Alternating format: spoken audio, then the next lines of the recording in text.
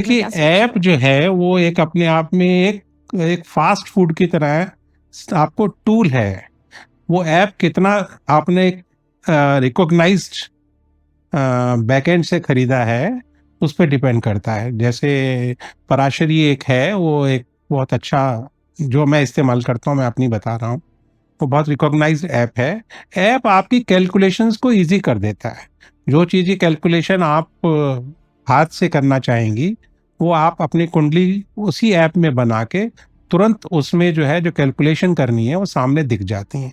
तो ऐप वाक़ई बहुत एक हेल्पिंग हैंड है एक एस्ट्रोलॉजर के लिए। Over a period of time it helps the astrologer to make predictions in a more scientific manner. So जो उसके जो ऐप में आता है कि अब आपका इतने से इतना पीरियड आपका डिफिकल्ट होगा या इतने से इतना पीरियड आपका इजी होगा या कहीं से पैसा आने का योग है या संबंध बनने के योग है, लाइक ऐसे जो चीजें आती हैं, क्या वो सबके लिए कॉमन होती हैं या मतलब कैसे ये वर्क करता आपने है? सही प्रश्न किया कि ऐप जो है वो एक बड़ा ही जेनरिक स्टेटमेंट देता है कि आपका ये ग्रह जो है इस घर में है, तो ये आपके साथ होगा। ये जेनरिक स्टेटमेंट्स हैं ये। ऐप जो है वो एक स्पेसिफिक आपसे रिलेटेड जो है वो आंसर नहीं दे पा रहा होता है, वो एक जनरली स्टेटमेंट देता है। एस्ट्रोलॉजर जो है वो डिफरेंट कॉम्बिनेशंस ऑफ ग्रहों, प्लैनेट्स, जैसे आपको मालूम होगा कुंडली में जो है 12 घर होते हैं, 9 प्लैनेट होते हैं, जिसमें से 2 राहु केतु छाया छाया प्लैनेट होते हैं, राशियां होती हैं, ठीक है, फिर उसके बाद नक्षत्र होते हैं 27। ये एस्ट्रोलॉजर इन सब चीज़ों को बड़ा गहन तरीके से देखकर आपका जो प्रश्न है उसका उत्तर ढूंढता है। जो ऐप है वो एक जेनेरिक आपको आंसर देता है, वो एस्ट्रोलॉजर से जो है आपको मोर डीप डाइव करके आपको बताते। बता। सो इसमें जैसे हम लोग एस्ट्रोलॉजर्स के पास जाते हैं और वो लोग हमें रेमेडीज देते हैं अगर हमारी जो भी इश्यूज हैं, तो वो रेमेडीज कितने परसेंट वर्क करती हैं? देखिए, रेमेडीज कई तरह की जो है एस्ट्रोलॉजर बताते हैं। कुछ बताते हैं कि आप ये रत्न पहन लीजिए, वो रत्न पहन लीजिए। ये आपके ऊपर निर्भर करता है कि आप रत्न जैसे जो हमेशा जो है जो जेम्स हैं वो महंगे से महंगे आते हैं, वो आप अफोर्ड कर सकते हैं तो ठीक है। लेकिन जनरली मैं व्यक्तिगत रूप से एज ए एस्ट्रोलॉजर किसी को भी जेम्स रिकमेंड तो नहीं करता हूँ।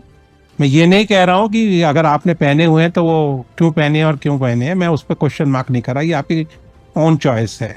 लेकिन मेरी तरफ से जो रेमेडीज दी जाती हैं वो रेमेडीज पूजा पाठ या कई तरह के दान से दी जाती हैं। जनरली ये देखा गया है कि आपकी कुंडली में जो ग्रह वीक है, कमजोर है, उसका आप दान करें। जो आपकी कुंडली में ग्रह स्ट्रांग है उसको गहन करें, पहने, ठीक है। तो इस तरह से जो है आप उसको और स्ट्रॉन्ग करेंगे, स्ट्रॉन्ग को, जो वीक है उसका दान देके उसकी वीकनेस को आप कमजोर करने की कोशिश करें। बेसिकली हम बैलेंस रेमेडीज, स्टेबिलिटी हाँ, क्रिएट रेमेडीज करते तो हैं। बहुत अवेलेबल हैं। लेकिन जैसे मैंने आपको कहा कि आप किस एस्ट्रोलॉजर के पास गए हैं, क्या वो सिर्फ पैसा बनाने के लिए बैठा हुआ है और आपको भ्रमित कर रहा है और उसने अपना जो है वो एक दुकान खोल रखी है, ऐसे एस्ट्रोलॉजर से बचना चाहिए। एस्ट्रोलॉजी एक इतनी प्योर साइंस है जिसमें यहाँ तक कि हमारे गुरु ने कहा है कि एस्ट्रोलॉजर को बल्कि पैसा लेना भी नहीं चाहिए, ठीक है। उसको जो है बिल्कुल फ्री, मुफ्त देने चाहिए। नेचुरली थोड़ा बहुत जो कॉस्ट आती होगी वो सामने वाले पे निर्भर करता है कि वो अपने आप मन से कितना देना चाहता हो। वो भी मैं समझता हूँ कि एस्ट्रोलॉजर वो भी नहीं लेते हैं।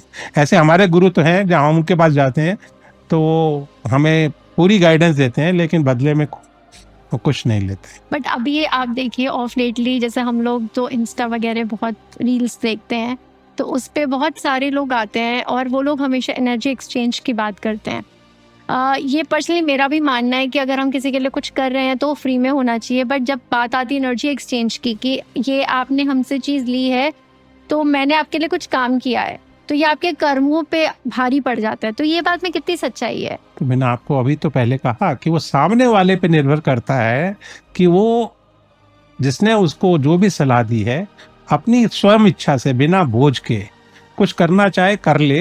लेकिन मैंने ऐसे भी एस्ट्रोलॉजी देते हैं वो भी नहीं स्वीकार करते।